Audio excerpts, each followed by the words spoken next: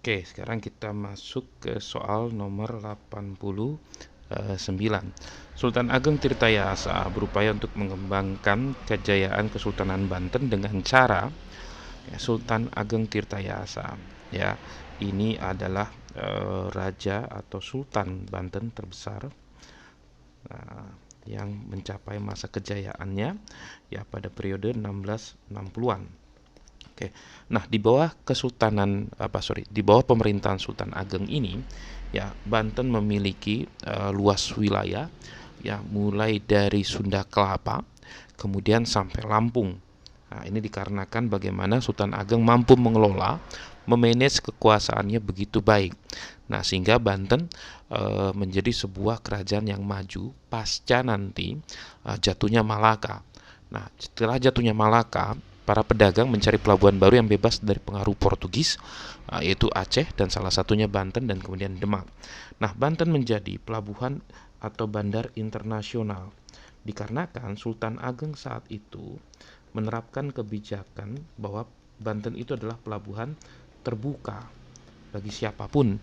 Nah, karena sebagai pelabuhan yang terbuka, sehingga Banten harus bisa menyediakan produk-produk yang dibutuhkan oleh para pedagang. Sehingga Sultan Ageng membangun, kalau kita lihat seperti ini, dari Banten sampai Batavia di Tangerang sini ya, kemudian Batavia atau Sunda Kelapa saat itu dia bangunlah perkebunan, kemudian di Sumatera dia kuasailah lada rempah-rempah.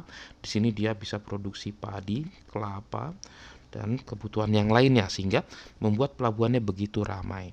Nah, kemudian yang dilakukan berikutnya oleh Sultan Banten ini adalah memodernisasi ya tentunya ibu kotanya. Nah, waktu itu dia bangunlah Istana Surosoan dengan arsitek bernama Lukas Kardil ini.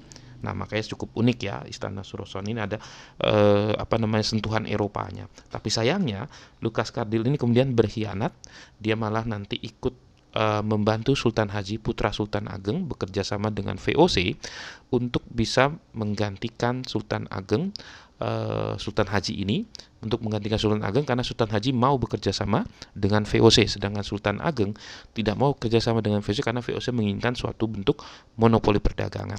Itu sama aja mengkhianati prinsip terbukanya ini, karena kalau terbuka nggak ada monopoli, gitu ya.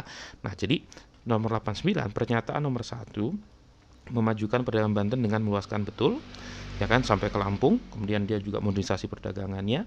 Kemudian nomor 2-nya salah karena Kardil ini nanti bukan untuk tujuan seperti itu ya, tapi untuk kemegahannya aja, tapi Kardil nanti ujung-ujungnya berkhianat. Jadi nomor 2 kita lupakan. Nomor 3-nya memajukan Islam dan menentang monopoli VOC betul dengan membangun Tangerang dan Balaraja untuk sebagai basis pertahanan dia agar mengunci VOC di Batavia. Nomor 4, mengusir VOC dari Banten dan Aman Laut. Dia kalah melawan VOC. Justru VOC diberi masuk oleh Sultan Haji ke Banten. Jadi jawabannya 13 yang nomor 89 B.